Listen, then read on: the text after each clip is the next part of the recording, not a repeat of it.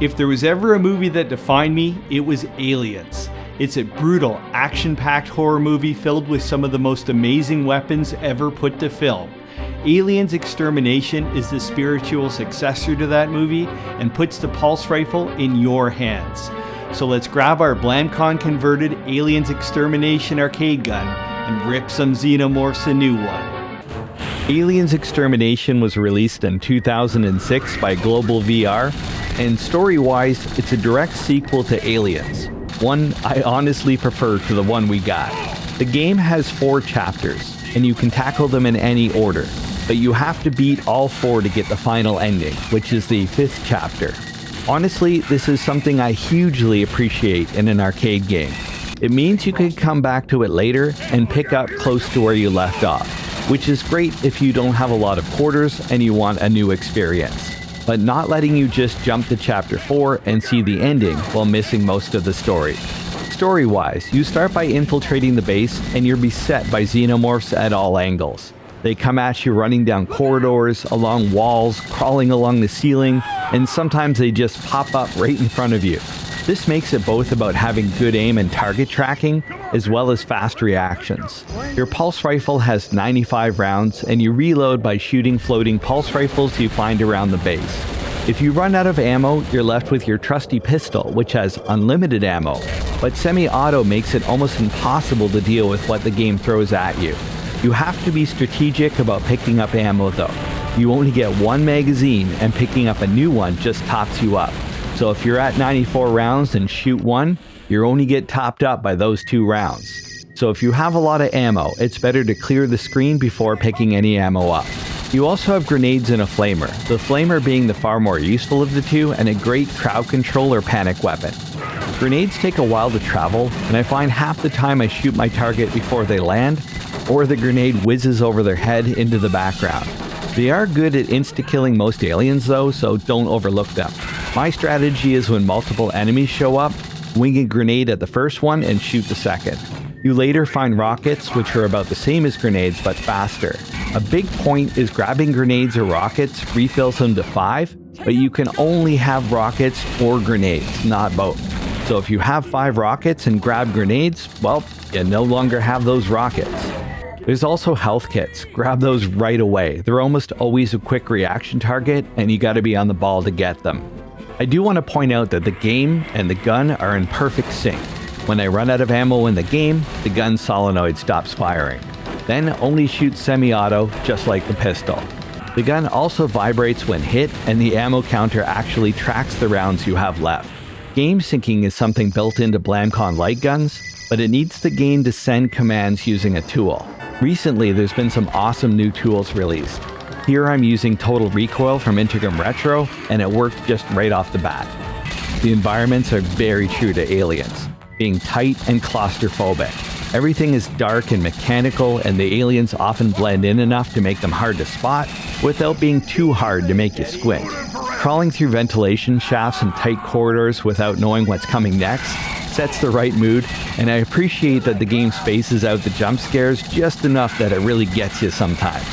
I really want to play this game through again with the lights off. Of course, atmosphere is nothing without great enemy design, which has 2 sides in a game like this, both of which are executed very well. First is the design. The Xenomorphs feel suitably juicy and really nail that toothy grin. Facehuggers also make an appearance, usually alongside a nest of eggs. If you let them hatch, they move fast and furious directly for your face. There's also new enemies like slugs that stick onto the ceiling and synthetics that shoot you if you don't get them quick. And that's the second side of the coin. You don't want everything to be samey in a rail shooter. You need different ways to approach situations or it gets boring. So every enemy has its unique approach and needs to be dealt with in different ways, keeping you engaged and on your toes. Xenos have to be tracked and shot quickly before you're overwhelmed. Facehuggers are a speed game of shooting eggs and hitting the ones that do hatch, and humanoids have an indicator before they shoot, so you have to gauge the right one in the right order. One of my favorite small details is how the enemies explode into chunks when you shoot them, and they're really reactive to where you shoot them. If you look carefully, you can see it's the actual sprites instead of a pre-canned animation, complete with bounces. It's such a small thing, but I always appreciate developers who put love into the little things, like good gore. On the flip side, friendly fire in rail shooters is something I hate. I get it, but you don't control the camera, so it can suddenly swing to the right unless you have the reflexes of Hermes himself. You're gonna dome one of your friendlies. I find this very frustrating. I did my best, but I found myself tagging at least a few blues on each round. By the third chapter, my guilt started fading, but it still gets me every now and then. It's not my fault. Speaking of the third chapter, this is where the synthetics show up, making target identification that much more confusing. Since this wasn't part of the story in Aliens, I did look it up. These synthetics are from Weyland-Yutani and act as security and combat units, protecting the research they're performing at the facility. The final fight is a lot of fun, but it drags on a bit too long. The Queen is definitely a bullet sponge. What a great design though. The previous three bosses struck a great balance between difficulty and situational awareness. The Queen is just blast away. You do have to balance power-ups with damage, so there is a bit of a dance. I found prioritizing missiles and grenades was the way to go. After defeating the Queen, there's a final chapter where you have to escape the base and nuke it from orbit, correcting one of the big wrongs from the end of the original Aliens movie.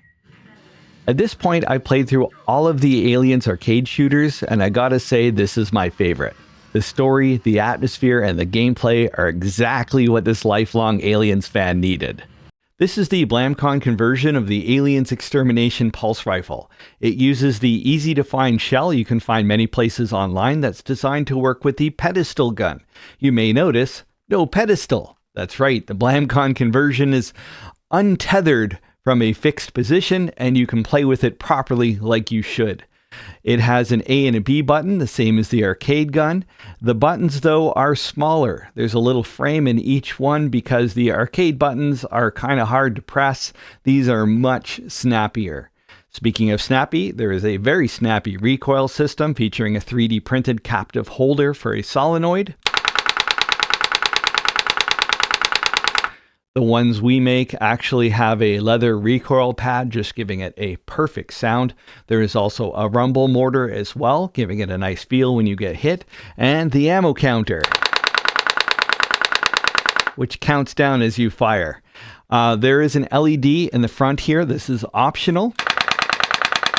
The LED flashes when you fire, which is kind of a cool effect. I normally hate this effect, but because this gun has a closed barrel, it doesn't shine on your screen. When I've experimented with this before, the reflection was quite annoying, but on this one, I'll let it go. You can buy kits or completed ones on the Blamcon website, as well as we give away the 3D models and tutorials for free. As everything in Props 3D, our Patreons help us keep this free for the community for personal use. So if you want to build your own, source your own parts, everything is available on the Blamcon website. Check the link in the description below. And I'd like to give a huge shout out to the Patreons that make Blamcon free, keep it free, and help support our work. At the VIP level, Matthew Klabish, Ron Steffenpool, Stevie, Philip Daniel, and Martin Kilroy of the Light Gun Lunatics group on Facebook, Andrew Gergen, Big Homie, Chef J, Thomas Cooper, James Hargis, Jovan Fiddler, Paul Pardee, Racing Fuel, Varen, Daniel Whitehead, Ephraim Hedry, Keith West, Ian Kowalski, Lee Fellon, Suanze of Retro City, Bryce, Tija 1999, Lawrence Crawford, and Lukey 3D. And thank you so much to the Patreons in the crawl that follows.